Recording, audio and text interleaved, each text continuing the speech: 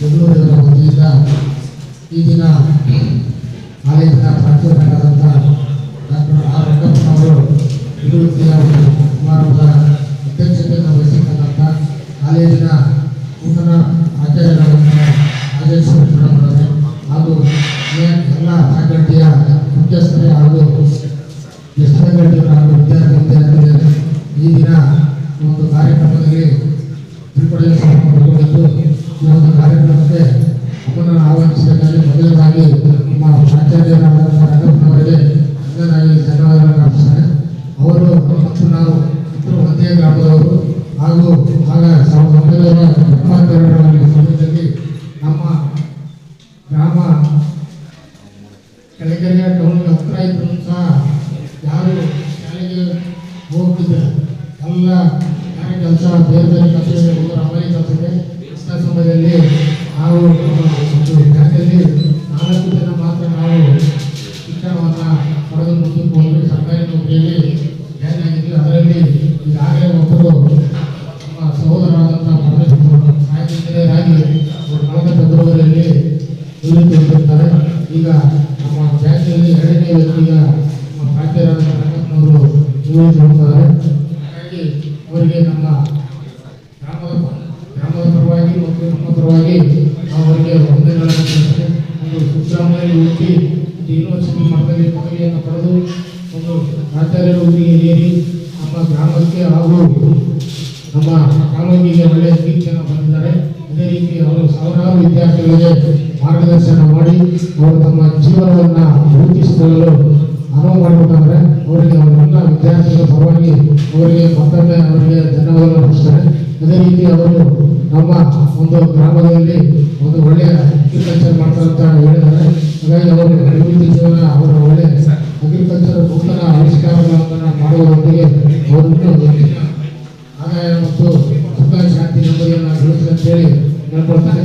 ಅದೇ ರೀತಿ ನನಗೂ ಸಹ ಮಾತನಾಡುವ ಅವಕಾಶವನ್ನು ನಾವೆಲ್ಲರಿಗೂ ವಹಿಸಿ ಅವರು ಮತ್ತು ಅವರ ಕುಟುಂಬ ಪರಿವಾರಕ್ಕೆ ದೇವರ ಆರೋಗ್ಯ ನೀಡಲು ಧಾರಿಸಿ 2 ಮಾತುಗಳನ್ನು ಮುಗಿಸ್ತಾರೆ. ದಯವಿಟ್ಟು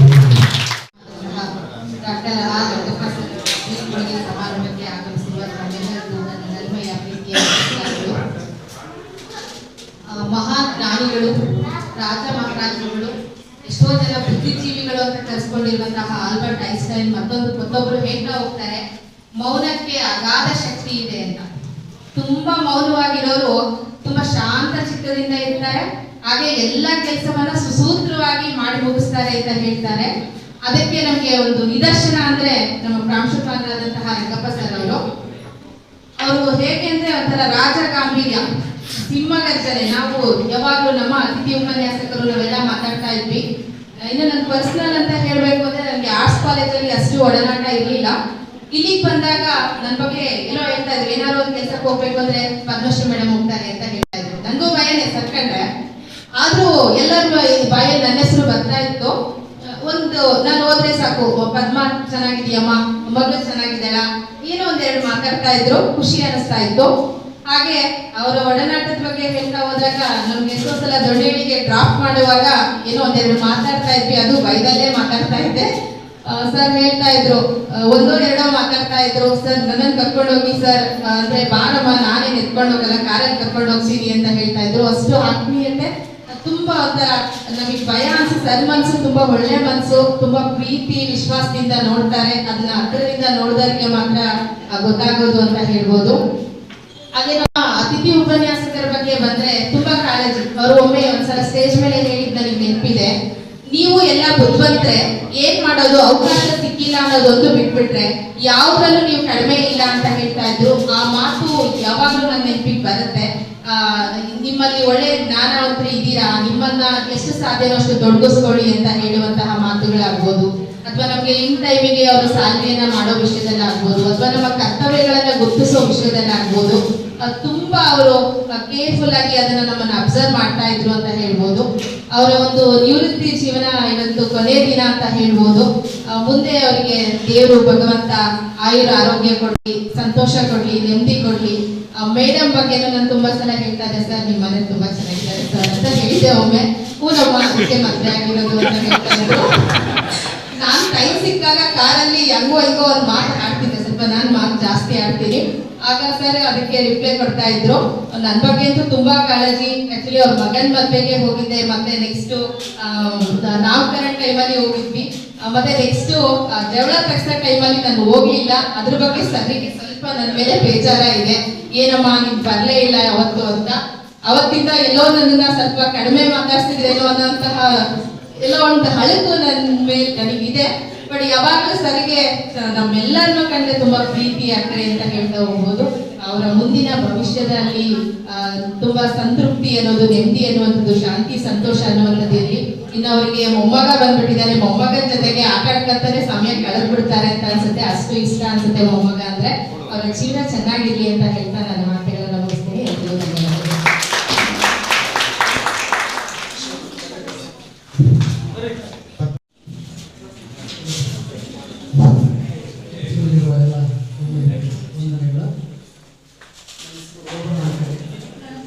ನಿಮ್ಮ ಕಾಲೇಜಿನ ಪ್ರಾಂಶುಪಾಲರಾದ ನಮ್ಮ ರಾಜಮೋಹನ್ ಭವಿಷ್ಯದಲ್ಲಿ ಎಕನಾಮಿಕ್ಸ್ ಮಾಡ್ತಿದ್ದೀನಿ. ನಮ್ಮ ಅಣ್ಣನ ಬಗ್ಗೆ ಹೇಳೋದಕ್ಕಿಂತ ನೋಡಿದ್ದೆ ಜಾಸ್ತಿ, ಅದನ್ನ ಸ್ವಲ್ಪ ಪದಗಳಲ್ಲಿ ಹೇಳೋಕ್ಕಾಗಲಿಲ್ಲ. ನಾವು ಇವತ್ತು ಈ ಸ್ಟೇಜ್ ಈ ಬಂದು ಒಂದು ಜಾಬ್ ಹಿಡಿದಿದ್ದು ಅಂದ್ರೆ ಅದು ನಮ್ಮ ಅಣ್ಣ ಹಾಕಿರೋ ಟ್ರಾಕ್. ಆ ಟ್ರಾಕಿನಿಂದ ನಾವು ಇಷ್ಟೆಲ್ಲ ಮೇಲೆ ಬಂದಿವಿ. ನಮ್ಮ ಅಪ್ಪ ಅಮ್ಮ ಮೂಲತಃ ಬೇಸಾಯಿಗಾರರು. ಅವರು ಕೂಲಿ ಮಾಡಿ ಜೀವನ ಮಾಡ್ತಿದ್ರು. ಎಷ್ಟೋ ರಾತ್ರಿ ಉಪವಾಸನೂ ಮಾಡಿದ್ರು. ಅಂತರ ಜೊತೆಲಿದ್ದು ನಮ್ಮಣ್ಣ ಓದಿದ್ರು, ಕೆಲಸ ತಾಡ ನಾವೆಲ್ಲ ಈ ಸ್ಟೇಜ್ ಬಂದಿರ್ತೀವಿ. ಇದಕ್ಕಿಂತ ಹೆಚ್ಚಿಗೆ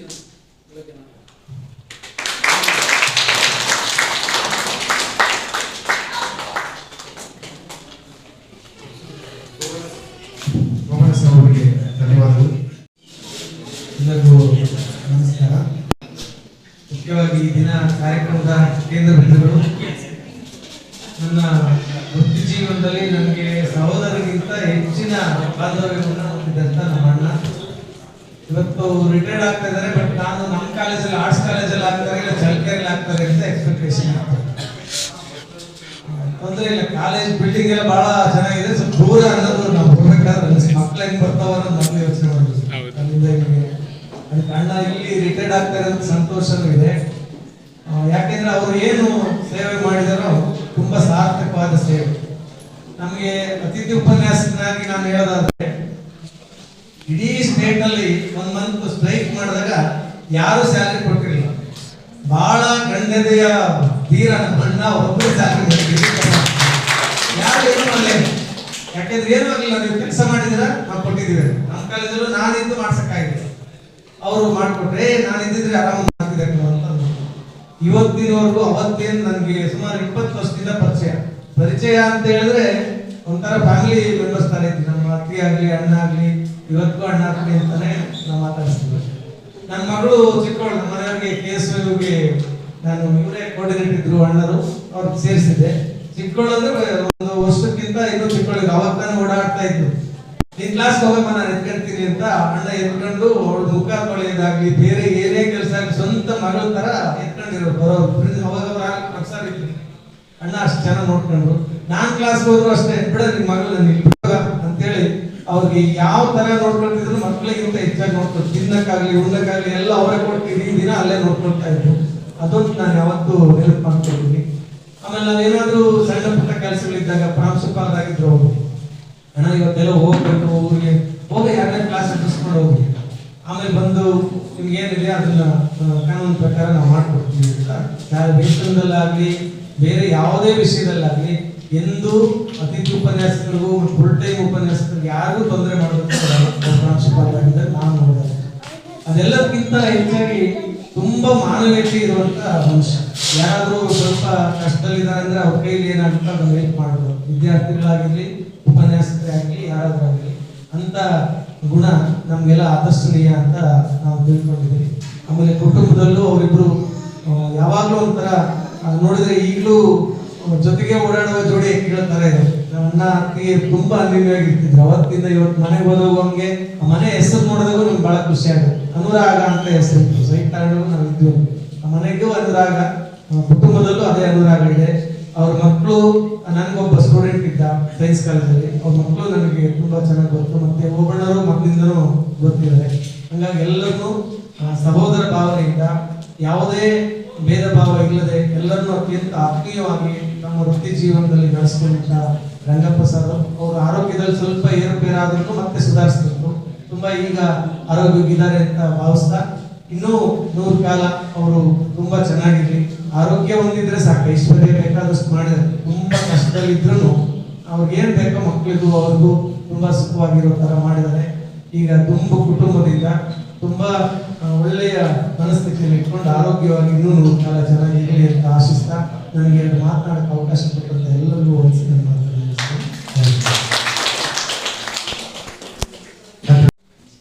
ಈ ಗಣಪತಿ ಜೋಡಿಸಿ ಅವರಿಗೆ ಪ್ರಥಮವಾಗಿ ಧನ್ಯವಾದಗಳು ಹೇಳ್ತಾ, ವೇದಿಕೆ ಮೇಲೆ ಕೊಟ್ಟಿರ್ತಕ್ಕಂಥ ಎಲ್ಲ ಗಣ್ಯಮಾನರು, ನಮ್ಮ ಮುಂದೆ ಇರುವಂಥ ಎಲ್ಲ ಅಧ್ಯಾಪಕರು ಬಂದು ನಾನು ಸರ್ ಪರಿಚಯ ಮಾಡಿಕೊಳ್ಳೋದು ಮೊದಲ ಬಾರಿಗೆ 2024 ಈ ಕಾಲೇಜ್ಗೆ ಬೇಕಾದಾಗ, ಅದಕ್ಕಿಂತ ಮುಂಚಿತವಾಗಿ ಸರ್ ನನಗೆ ಪರಿಚಯ ಆಗಿಲ್ಲ. ಒಂದು ನ್ಯೂಸ್ ಅನ್ನ ನೋಡಿದ್ದೆ, ಸ್ಟೇಟ್ ನ್ಯೂಸ್.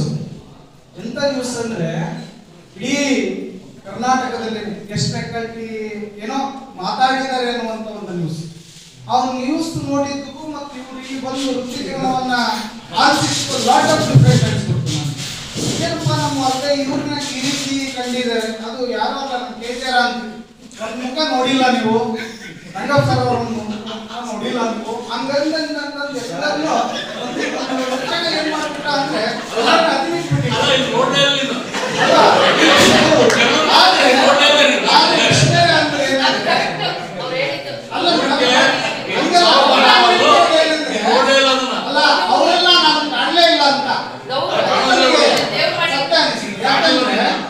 ಇವನ್ ಒಂದು ವಿಚಾರ ಘಟನೆ ನಡೆದಿತ್ತು. ಗೆಸ್ಟ್ ಫ್ಯಾಕಲ್ಟಿ ಹೊರಹೋಗುವಂತ ಸಂದರ್ಭ ಪ್ರತಿ ವರ್ಷ ಒಂದು ಕಾಡ್ತಾ ಇರ್ತದೆ.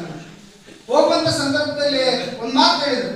ನಾನು ಯಾರೋ ನಮ್ಮ ಕನ್ನಡದ ಇನ್ನೊಬ್ಬ ಮಿತ್ರನನ್ನು ಉಳಿಸ್ಬೇಕನ್ನ ಕಾರಣಕ್ಕೆ ಗೋವಿಂದ ಅಂತ ಒಬ್ಬರಿದ್ರು.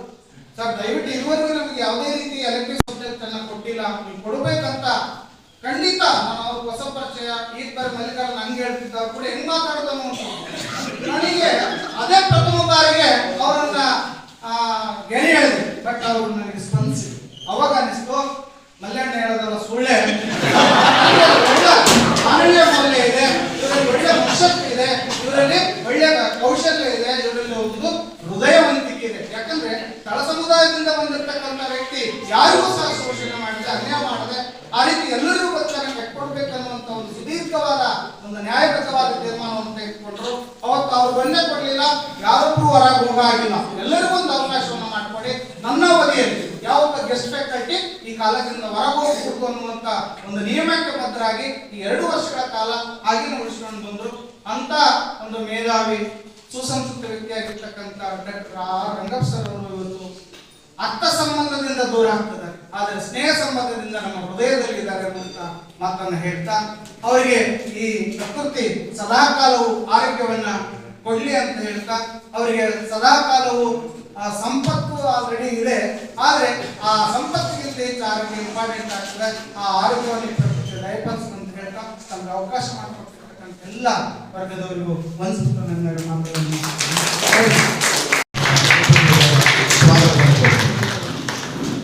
ಈಗ ಶ್ರೀಯುತ ಕುರಿತು ವಿದೇಶಿ ಮೇಡಮ್ ಅವರು ತಮ್ಮ ಅನಿಸಿಕೆಗಳನ್ನು ಹಂಚಿಕೊಳ್ಳಬೇಕಂತ ಕೇಳ್ಕೊಡ್ತೀನಿ. ಈ ದಿನ ಸಮಾರಂಭದಲ್ಲಿ ವೃತ್ತಿ ಜೀವನದಲ್ಲಿ ವೃತ್ತಿ ಆಗ್ತಾ ಇರ್ತಕ್ಕಂಥ ಆ ರಂಗಪ್ಪ ಸರ್ಗೆ ಧನ್ಯವಾದಗಳು. ಹಾಗೂ ವೇದಿಕೆಯಲ್ಲಿ ಆಗಮಿಸಿರುವಂತಹ ಎಲ್ಲ ಗಣ್ಯಮಾನ್ಯರು ಮತ್ತು ಅಧ್ಯಾಪಕ ವರ್ಗದವರಿಗೆ ನಮಸ್ಕರಿಸುತ್ತಾ, ನಾವು 2018ರಲ್ಲಿ ಈ ಕಾಲೇಜಿಗೆ ಬಂದು ವೃತ್ತಿ ಜೀವನ ಆರಂಭಿಸಿದ್ವಿ. ಅಲ್ಲಿ ತನಕ ಪ್ರಿನ್ಸಿಪಲ್ಸ್ನ ನೋಡಿದ್ವಿ. ಸರ್ ಬಂದು ಕೂಡ ನಮಗೆ ಅದೇ ಆತ್ಮೀಯತೆ ಮುಂದುವರಿತು. ಮತ್ತು ಸರಿಂದ ನಾನು ಕಲ್ತಿದ್ದು ಮತ್ತು ನಾನು ಅಂದ್ಕೊಂಡಿದ್ದು ಸರ್ ನೋಡಿದ ತಕ್ಷಣ ಧೈರ್ಯ ಅನ್ನೋ ಪದಕ್ಕೆ ಭಾಳ ಆವತ್ತು ಅನಿಸುತ್ತೆ. ನಾವೆಷ್ಟೋ ಕಡೆ ನಮ್ಮ ಈ ವೃತ್ತಿ ಬದುಕಲ್ಲಿ ಅದೊಂದು ಕೊರತೆ ಅನಿಸ್ತಿತ್ತು. ಬಟ್ ಸರ್ ನೋಡಿದಾಗ ಅದನ್ನ ನಮಗೆ ಇನ್ನೂ ಸ್ವಲ್ಪ ಖುಷಿ ಕೊಡ್ತು, ನಾವು ಆ ರೀತಿ ಬದುಕುವುದು ಅಂತ. ಮತ್ತೆ ನಮ್ಮ ಈ ವೃತ್ತಿ ಜೀವನದಲ್ಲಿ ಅವರು ಹಾಕಿಕೊಟ್ಟಂತಹ ದಾರಿ ಮತ್ತೆ ಮುಂದೆ ನಮಗೆ ತುಂಬಾ ಅನುಕೂಲ ಆಗುತ್ತೆ. ಮತ್ತೆ ಸ್ನೇಹಪರವಾದಂತಹ ವಾತಾವರಣದಲ್ಲಿ ನಮ್ಮ ಎಲ್ಲ ಅಧ್ಯಾಪಕ ಮಿತ್ರರನ್ನ ಕರ್ಕೊಂಡು ಹೋಗಿದ್ದಾರೆ. ಹಾಗೆ ವೃತ್ತಿ ಬದುಕಲ್ಲಿ ಏನೆಲ್ಲ ಆಗುವುಗಳಿರುತ್ತೆ ಅದಕ್ಕೆ ನಮಗೆ ಮಾರ್ಗದರ್ಶನ ಕೊಟ್ಟಿದ್ದಾರೆ. ನೆಕ್ಸ್ಟ್ ಅವರಿಗೆ ಮುಂದೆ ಬರ್ತಕ್ಕಂಥ ಜೀವನ ಏನಿದೆಯಲ್ಲ ಅವರಿಗೂ ಮತ್ತು ಅವರ ಕುಟುಂಬಕ್ಕೂ ಆರೋಗ್ಯ ಆಯುಷ್ಯ ಕೊಟ್ಟು ಕಾಪಾಡಲಿ ಅಂತ ಹೇಳಿ ನನಗೆ ಇಷ್ಟು ಮಾತಾಡಲು ಅವಕಾಶ ಕೊಟ್ಟ ಎಲ್ರಿಗೂ ಧನ್ಯವಾದಗಳು. ಹೋಗಿ ಅಡ್ಮಿಷನ್ ಆಗಿದೆ, ಮೈಸೂರಿಗೆ ಹೋಗಿ ಅಡ್ಮಿಷನ್ ಆಗಿದೆ ಅಂತ ಹೇಳಿ ಚಳ್ಳಕೆರೆ ಭಾಗದ ಬಹುತೇಕ ಜನರನ್ನ ಶಿಕ್ಷಣವಂತರಾಗಿ ಮಾಡಲಿಕ್ಕೆ ಬಹಳ